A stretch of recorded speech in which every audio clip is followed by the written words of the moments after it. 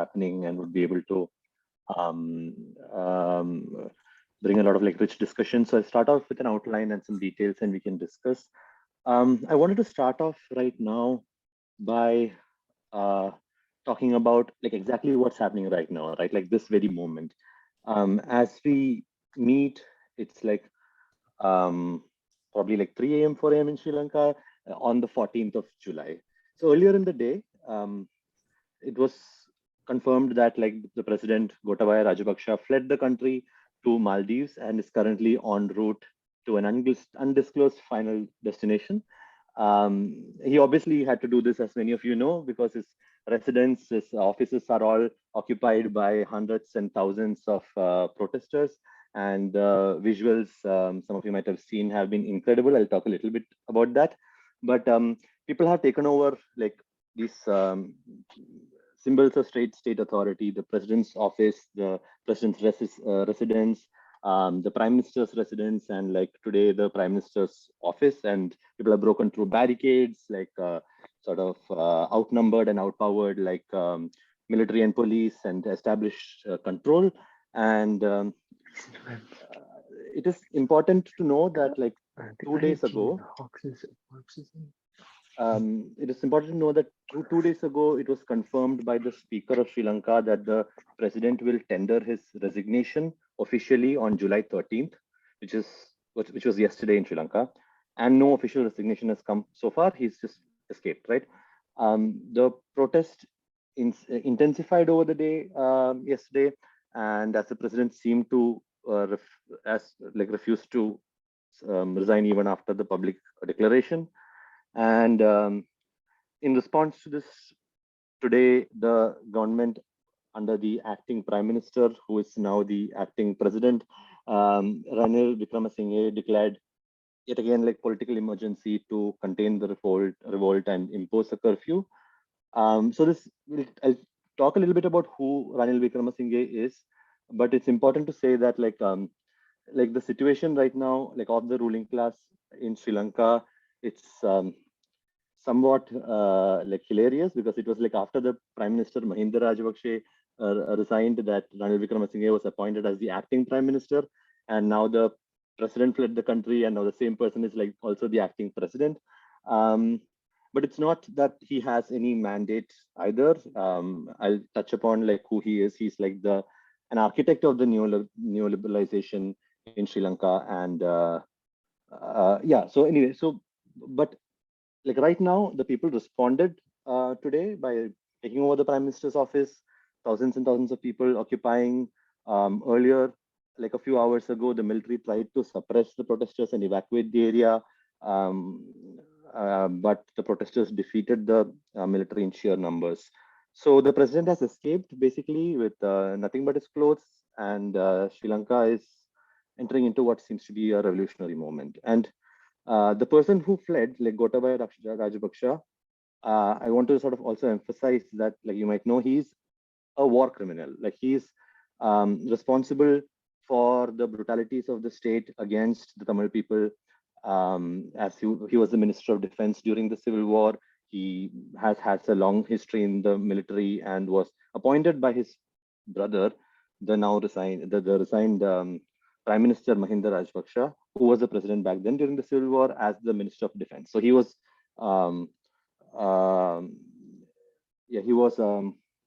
responsible for the atrocities that we have witnessed in the first decade of the century.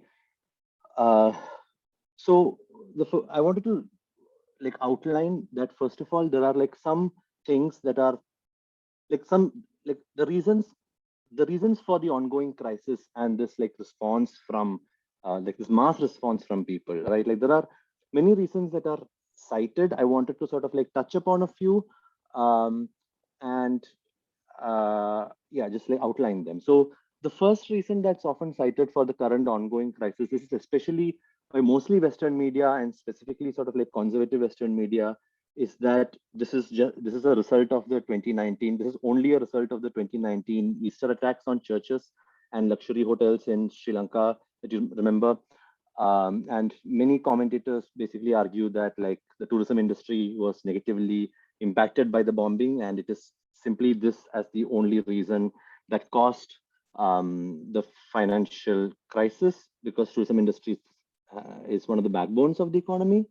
But this is not the case, and this is not the cause. The crisis has been longer term and has existed much before, and it's been leading up to this. The second reason that's often cited is um, specifically China and China's debt trap. This is again a position that sort of like many media has like sort of singularly picked, and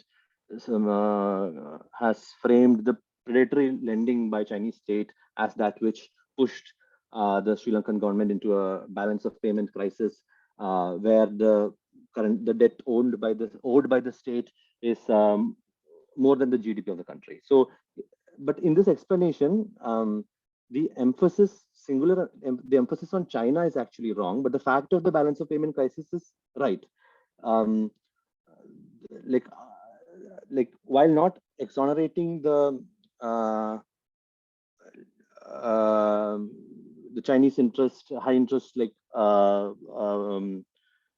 loans in Sri Lanka and its predatory nature, I want to mention that only about 10% of the national debt of Sri Lanka is to China. Closely about close to about 52% of the national debt is to private lenders, asset companies, hedge funds, banks, and financiers based in the West. So it's properly like a crisis that's caused by neoliberalization, neoliberal capitalism, within which like Chinese interests are also a part.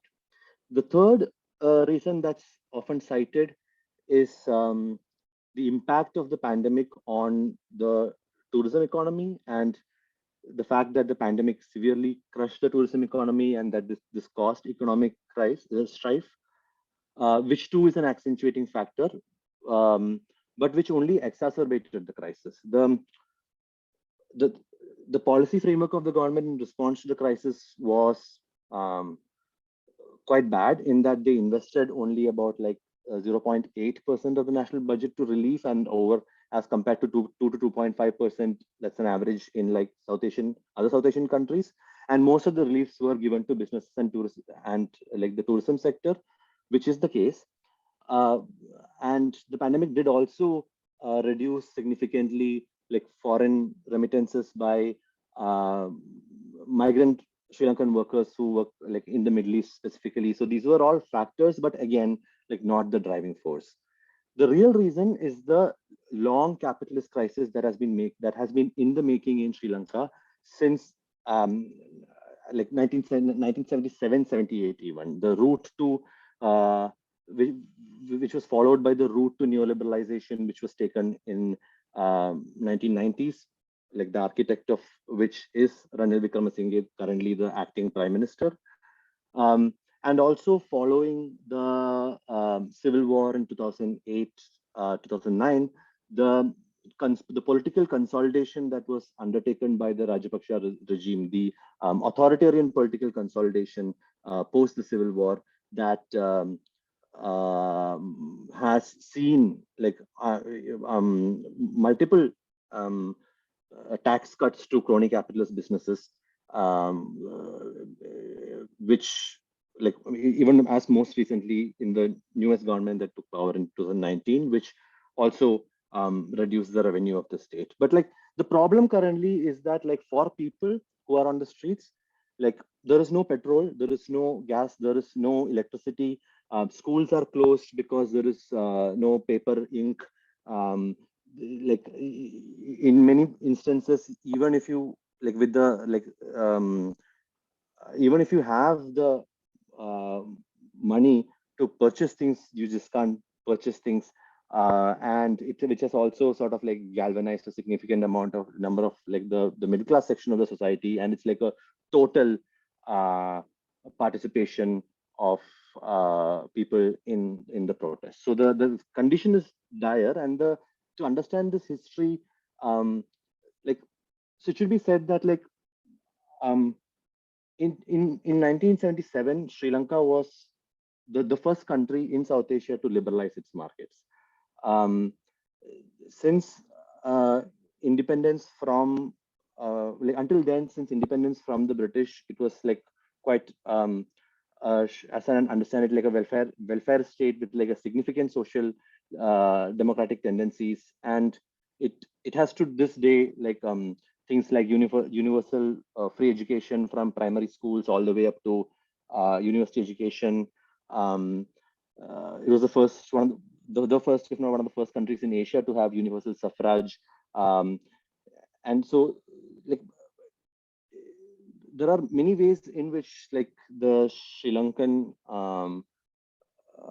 like Sri Lanka as a country, like, from the period of in the post-colonial period leading up to 1977, 78, was doing well. Though, like, it was moving towards like even like almost complete like self-sufficiency in terms of food production. But in 1977, 78, in line with the global trends following the oil crisis, the structural reforms to the economy through privatization and market liberalization lays basically the foundation for this crisis. And this movement towards self-sufficiency of food was disrupted by this. If you look right now, and this is of course like through rampant cuts and reduction into in-state investment into agriculture and so on, which created this longer-term dependency on importing and like gradual shifting of the economy into like an import-based economy. And right now, you know that like for an island nation that has like a rich sort of access to seafood, like currently, like just like until recently, Sri Lanka was importing worth of like 200 million US dollars in seafood and exporting 250 million dollars worth of seafood. Close to 60 to 65% of the milk products of are imported.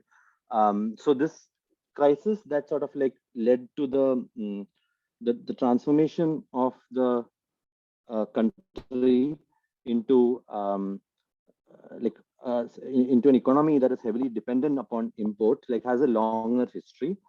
And it is also important that the emergence of the Rajapaksa regime, and especially since the civil war, since like after the Tamil liberation movement was crushed by the military, where, as I mentioned, Mahinda Rajapaksa was the president and the defense was under Gotabaya Rajapaksa.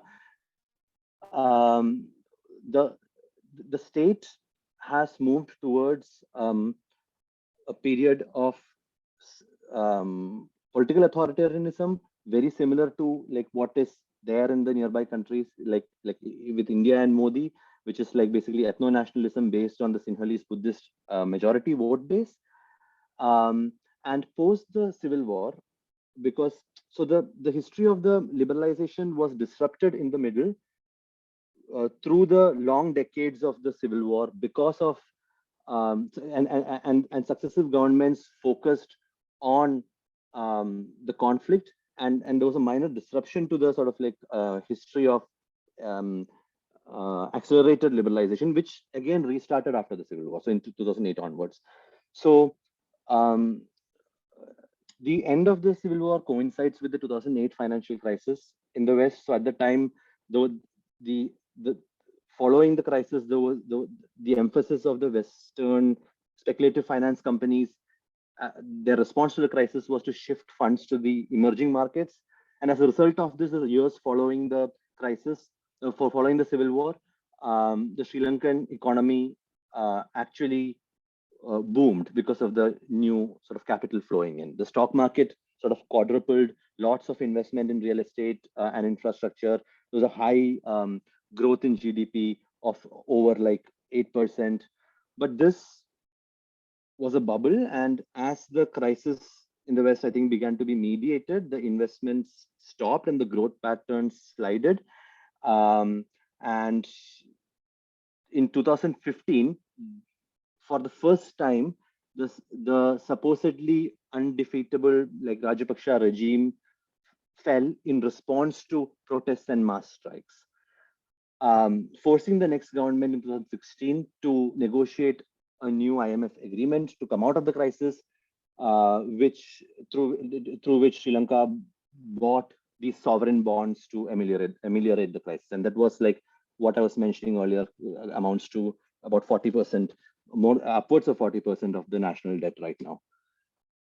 Following this, we have the 2019, like the other sort of like factors that like exacerbated the crisis that are spoken about, right? 2019 Easter attacks, the pandemic, the impact of these things on the tourism economy, the unwillingness of the government to respond to the pandemic in manners that brought relief, and instead sort of success favoring businesses quite heavily. I also want to mention that the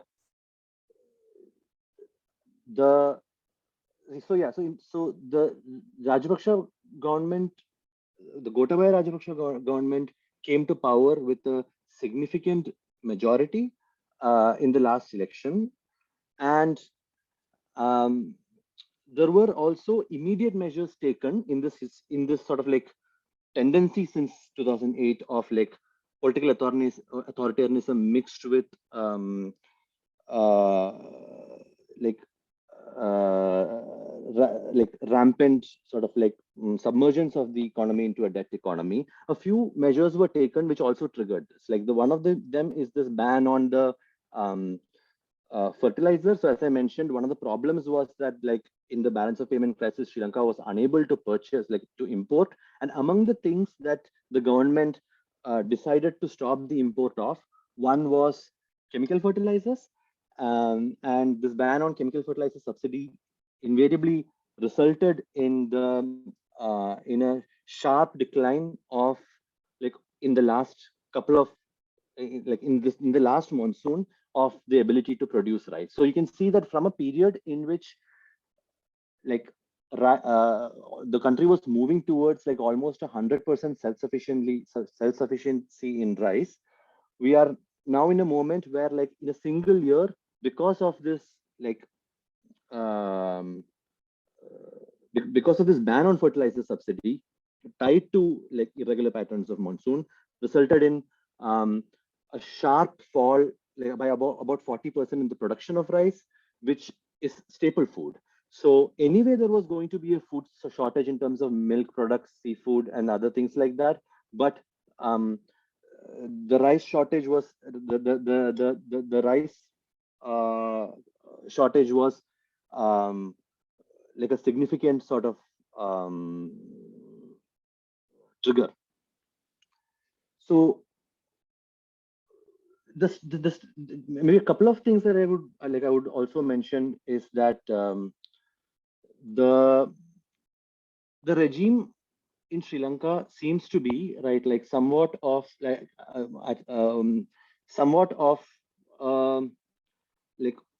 like a Bonapartist regime that brought together like an alliance like led by SLPP, and with the party that has like the Rajapaksa dynasty, and like sort of like other power players in the like smaller parties from across a regime, from across a sort of whole slate of political positions under this like strong leader figure of Gotabaya Rajapaksa. And under this crisis, like that has sort of, and the mass protests, that has sort of dissolved the consensus that was in that alliance. And now it's basically like a crisis of the ruling class, the opposite, but at the same time, the opposition parties in the parliament are also incapable of addressing the crisis because they are also centrist, center left, center right parties who do not have a vision. So this is where I think like that is an important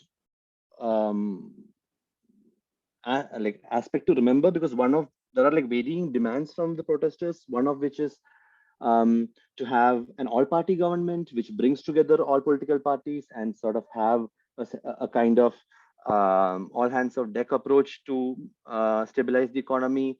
Another one is for an interim government that um, uh, that will work in responsiveness to a people's council that emerges from the protest, um, and sort of like a transitional phase upon which, right, like something new could emerge.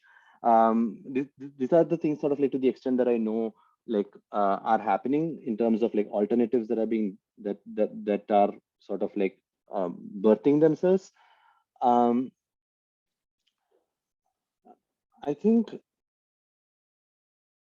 yeah, I think it is like, it is like, maybe I'll just like mention towards the end that if you have seen like the images of what's happening, there's the images of like occupation, it's of the president's house, it's like incredible. It's like right now we have, like, you must have seen like sort of people swimming in the swimming pool, sort of like lying like it was awesome. It's like what like Lenin says, that like revolutions are festival of the oppressed and the exploited, right? Like it is um like all the gym bros are like in the president's gym, sort of like working out. Like there are people um uh I mean, like the president's like underwear is being like is in the house, right? Like, and then and people are sort of it is incredible. There are like there's a lot of humor, right? Like there is I've been seeing some memes where like people are basically spamming the president's official Instagram account asking for the Wi-Fi password, because they're all like in his house, asking if he has access to, if there's an iPhone charger lying somewhere. There are like this is a moment of like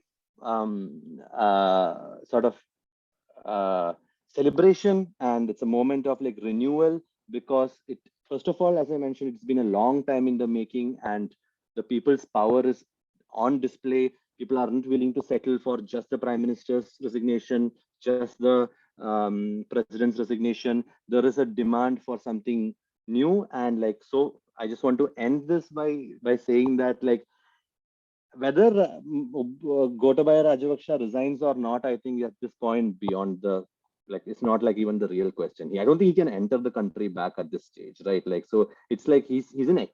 He is this should have happened long ago, like being the war criminal that he is, but it's happening now under the force of the people, and it's incredible to see. This is everything that I sort of like had to say, but I'm sure there are like lots of folks. I know Comrade Ranjit is here. You have must have like lots to say. Yeah, I'll just stop here and thank you, everyone.